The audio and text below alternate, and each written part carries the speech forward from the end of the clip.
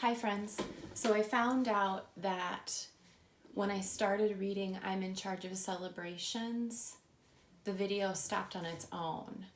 So this is another day and I'm going to finish the book. I don't know if I can attach it to the video that's already in place or if I'll have to do a part 2. So we'll see that later. So the last page I left off on was the rabbit on its hind legs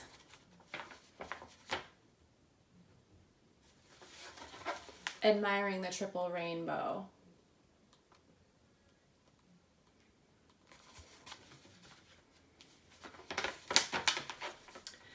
I have green cloud day too. Ask anybody and they'll tell you clouds aren't green. But late one afternoon I saw this huge green cloud. It was not bluish green or grayish green or something else. This cloud was green. Green as a jungle parrot. And the strange thing was that it began to take a parrot's shape. First the wings and then the head and beak. High in the winter sky, that green bird flew. It didn't last more than a minute. You know how fast a cloud can change.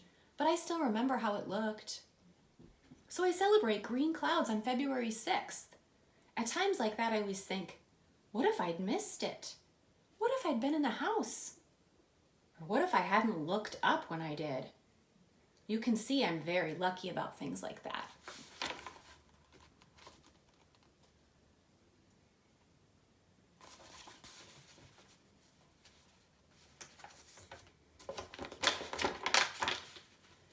And I was lucky on Coyote Day because out of all the time it had been, there was one moment only that a certain coyote and I could meet, and we did.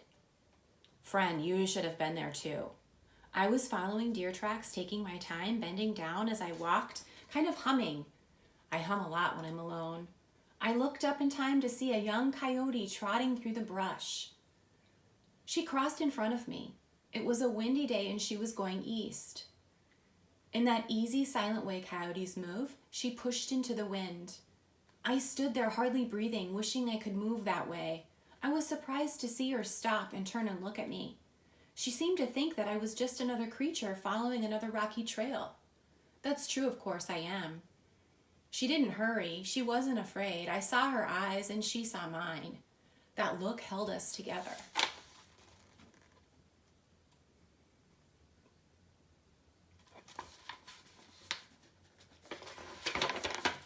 Because of that, I will never feel quite the same again. On September 28th, I celebrate Coyote Day. Here's what I do. I walk the trail I walked that day, and I hum softly as I go. Finally, I unwrap the feast I've brought for her. Last time it was 3 apples and some pumpkin seeds and an ear of corn and some big, soft, homemade ginger cookies. The next day, I happened to pass that way again, and coyote tracks went all around the rock where the food had been, and the food was gone. Next year, I'll make it even better. I'll bring an extra feast and eat there too.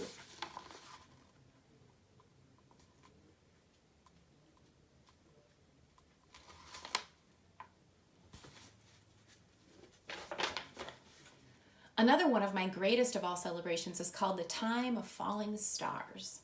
It lasts almost a week in the middle of August, and I wait all year for those hot summer nights when the sky goes wild. You can call them meteor showers if you want to. Me, I like to say they're falling stars. All that week I sleep outside.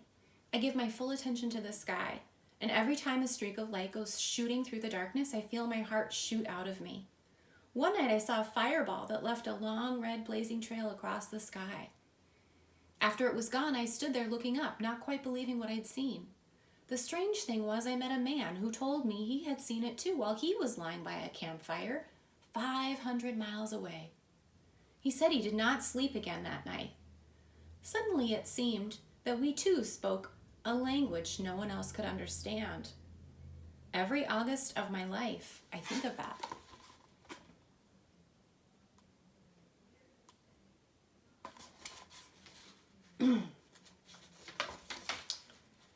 Friend, I've saved my New Year celebration until last. Mine is a little different from the one most people have. It comes in spring. To tell you the truth, I never did feel like my New Year started January 1st. To me, that's just another winter day.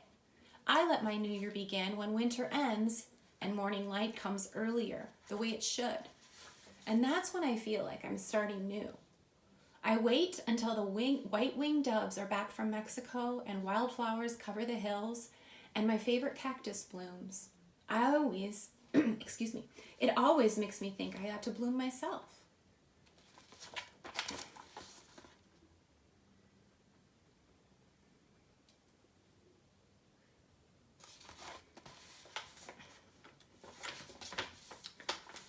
And that's when I start to plan my New Year celebration. I finally choose a day that is exactly right.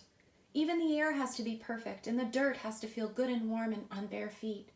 Usually it's a Saturday around the end of April. I have a drum and I beat the signal. Then I go off wandering, following all of my favorite trails to all the places I like. I check how everything is doing. I spend the day admiring things.